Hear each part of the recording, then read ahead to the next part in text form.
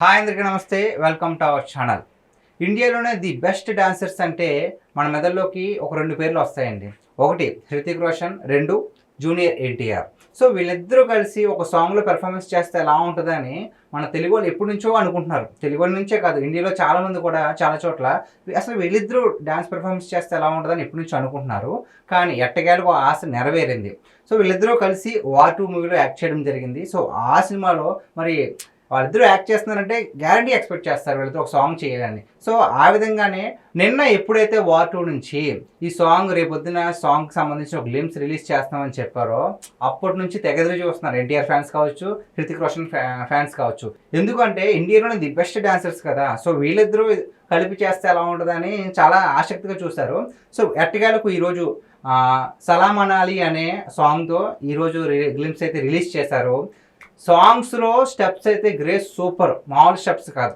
కాకపోతే ఈ స్టెప్స్‌ని మన ఎన్టీఆర్ మూతి మీద మీసం కూడా సరిగ్గా రాని టైంలో అంతకంటే గొప్ప గ్రేస్ ఉన్న స్టెప్‌ని ఇంతకంటే అవలీలగా వేశాడు.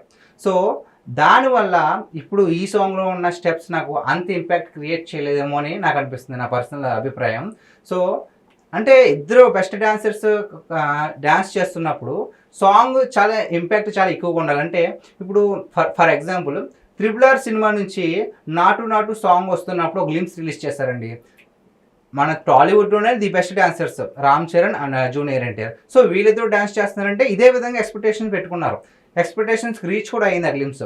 సో గ్లింప్స్ అయిన తర్వాత సినిమా ఎప్పుడైతే రిలీజ్ అయిందో, ఆ రిలీజ్ తర్వాత వీడియో సాంగ్ మొత్తం దేశవ్యాప్తంగానే కాదు ప్రపంచవ్యాప్తంగా హల్చల్ అయిపోయింది. పెద్ద వైరల్ అయిపోయింది. మొత్తం రియాక్షన్స్ అన్నీ చాలామంది చేశారు. ఆ పాటతో ఏకంగా ఆస్కార్ అవార్డ్ కూడా గెలుచుకున్నారు మన వాళ్ళు. సో అంత గ్రేస్ ఉంది, అంత క్రేజ్ ఉంది ఆ సాంగ్‌కి. సో అదే విధంగా ఇప్పుడు వీళ్ళిద్దరూ ఇండియాలోనే ది బెస్ట్ డాన్సర్స్ కాబట్టి వీళ్ళిద్దరూ డాన్స్ చేస్తున్నారు కాబట్టి ఎలా ఉంటదని ఎక్స్‌పెక్టేషన్స్ పెట్టుకున్నారు. కాకపోతే నిజంగా ఆ రేంజ్‌లో ఉందా అంటే నిజంగా లేదు.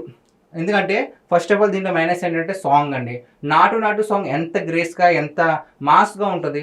కానీ దీంట్లో ఆ రేంజ్‌లో లేకపోవడం వల్ల సో దానికి తగ్గట్టుగానే కొరియోగ్రఫీ చేశారేమో అని నాకు అనిపిస్తుంది.